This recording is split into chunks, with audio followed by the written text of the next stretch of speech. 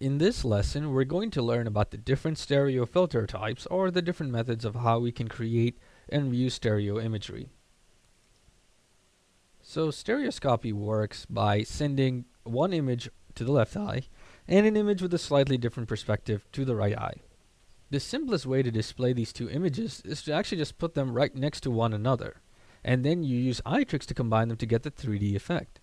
So in one case, you actually have to cross your eyes until the image overlaps on itself, so you can see three images and the 3D effect will be at the one in the center.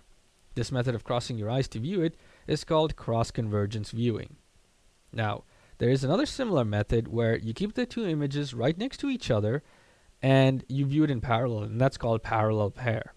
To view a parallel pair, you actually need to diverge your eyes, not cross them, such that you're looking at a point that's very far away to view the images in parallel. Now, some people have problems with these two viewing methods because it's really uncomfortable for a long period of time, and also it's only good for a limited viewing area. So with parallel pair and cross convergence, you're actually straining or forcing your eyes to either converge or stay diverged. So it's really not a comfortable system, and it's very rarely used for that reason, but it is the only type that does not need any kind of special equipment. So on the subject of equipment, we can view stereo images with special equipment or special glasses. One method is the shutter glasses. The shutter glasses are very special glasses that are powered to close the left eye whenever the right image is being projected or shown, and it'll actually blind the right eye when the left image is being displayed or shown on screen. This will actually result in a full color stereo effect when wiggled back and forth, but it does have a couple of downsides.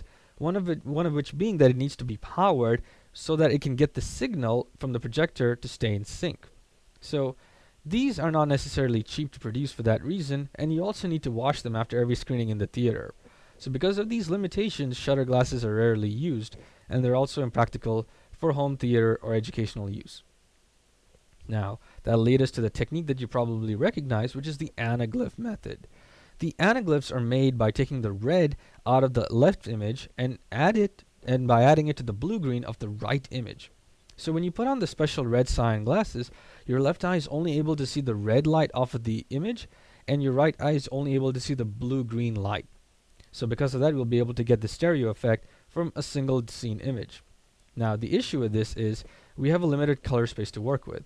If you have an overly red object, your left eye will see it fine, but your right eye really won't see much of anything, and this will end up breaking the stereo effect.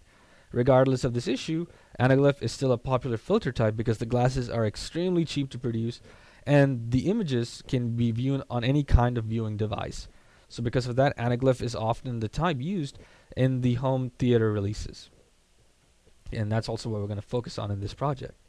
Which leads us to a technique that we don't have any equipment to cover or see or use, which is the type that you see in 3D theaters, which is the polarized filter type.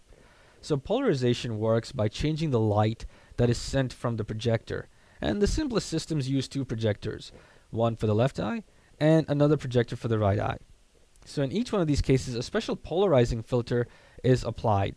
So there's one method called linear polarization where basically you have a horizontal and vertical filter type applied so that when the viewer wears the glasses also have the filters on them to match the ones that are used on the projector.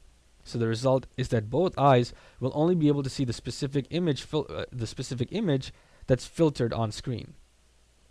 Now, the problem with linear polarization, as it's called, is that when you tilt your head, you're going to definitely break the effect. So to get around this, there's another method called circular polarization that's used in the Real D systems. Polarization is quite probably the best filter system, but it requires very specialized equipment to display, so in that sense it's very rarely used outside of movie theaters. The polarization filters are based on clockwise and counterclockwise motions, but like I said, you need special equipment to use those, so it's kind of out of our scope for now.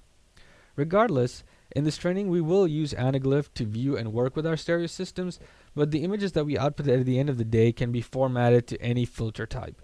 The decision on what kind of filter type to use can be made at the very end, as long as you keep both the left and right eye images intact. So we're going to begin working on our scene and learn how to use the stereo camera rig.